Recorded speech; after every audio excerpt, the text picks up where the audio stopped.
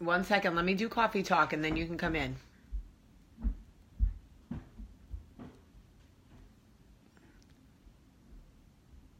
Good morning. Good morning, good morning, good morning.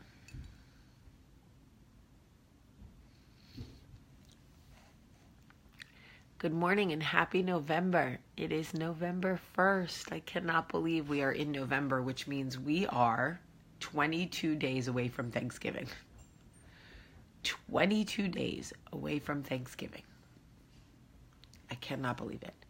And 23 days away from Charlie's birthday.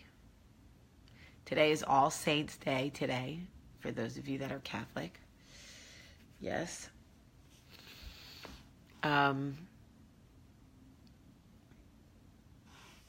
I hope you all slept well and had wonderful Halloweens. I hope you had tons of kids come through and gave away all your candy.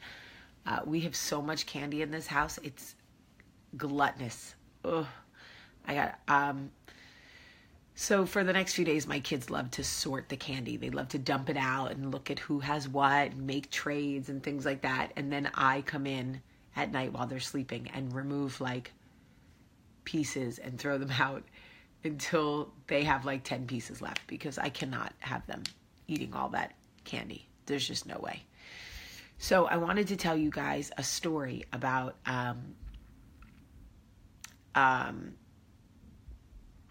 how our children are listening.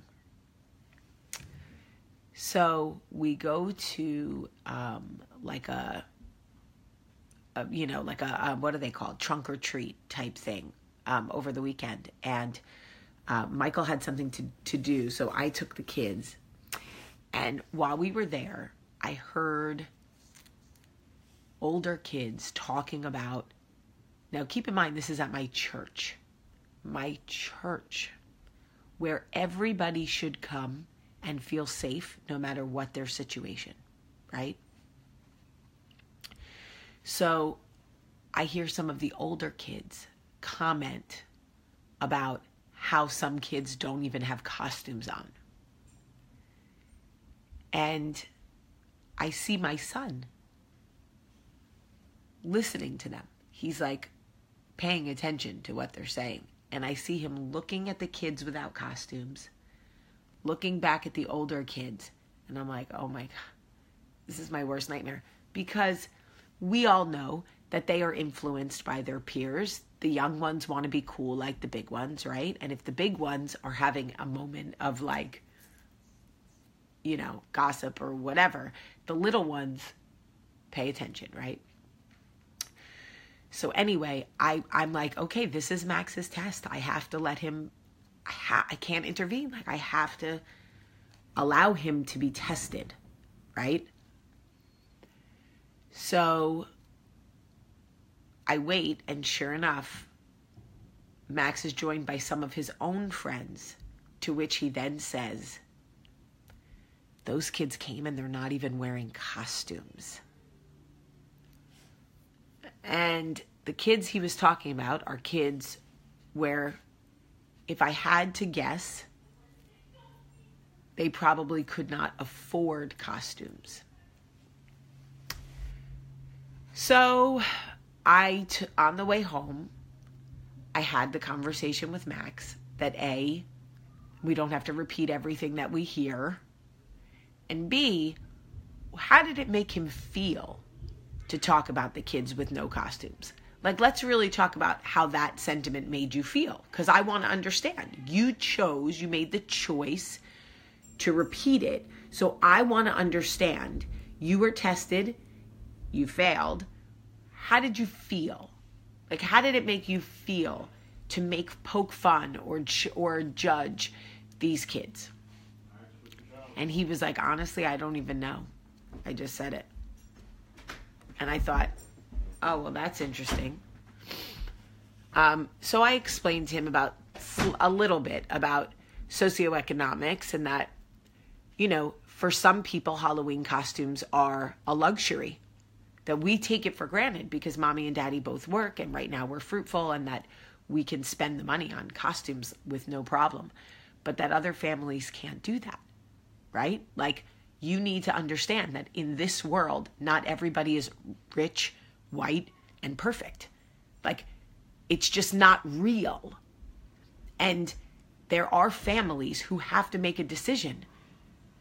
Don't you think those children felt bad going to trunk or treat without costumes? Don't you think they were painfully aware that they didn't have costumes? Like, we have to be mindful of the things that come out of our mouths as adults, as teenagers, as children, because kids are listening. But more importantly, do we take the time to think about what somebody else is going through?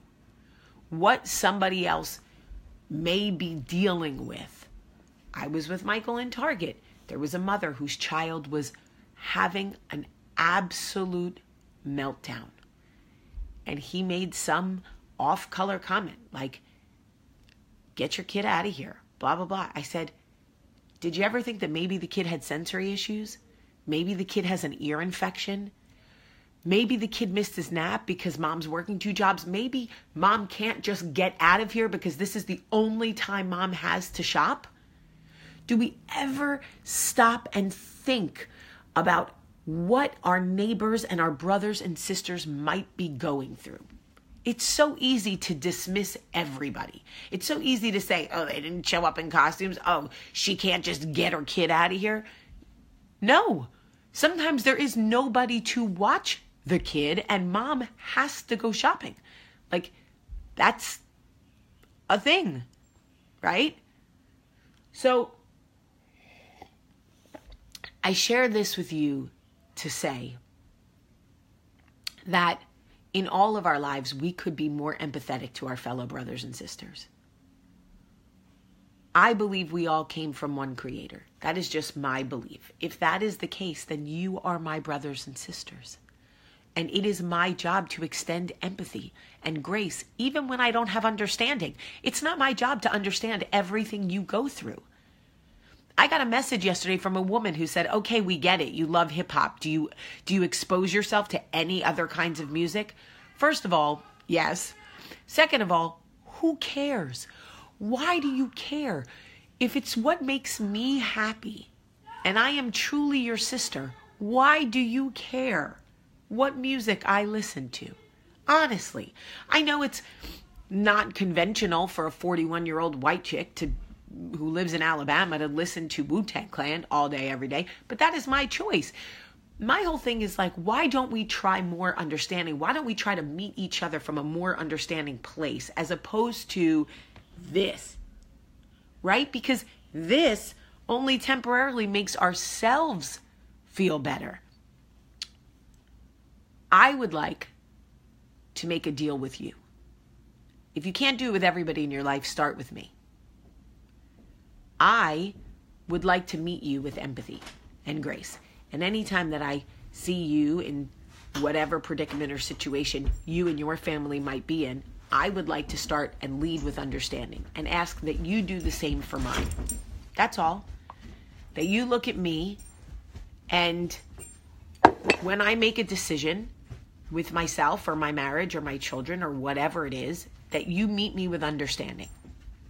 Just try, because everything that we say out loud, our children are listening. They are listening, and they are forming their social responsibility and their human connection and their level of kindness by the way we treat each other. So, hi Liz.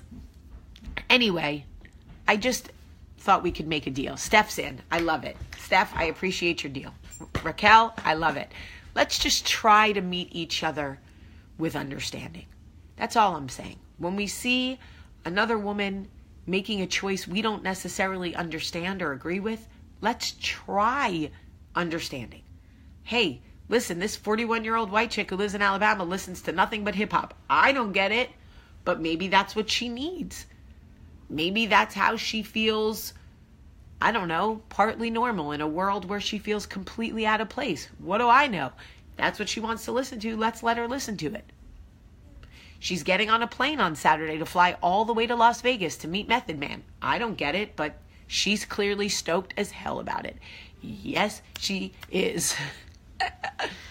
Anyway, I love y'all so much.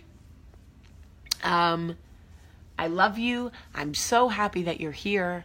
I am so thankful for you and for us and for this and for everyone who shares the videos and encourages people to jump on and get in. I hope y'all have a beautiful, beautiful, Paige Tatum, I will be praying for you. Absolutely. More kindness, more compassion, less judgment. Absolutely. Because we never know what somebody else is going through. I love you guys so much. Have a great... let's do Wounded Warriors, even though I get messages about that too. Okay. All right, I'm going because my kids are fighting and I must go break it up. I am a referee at 7:10 in the morning. I love you so much today. Have a great day.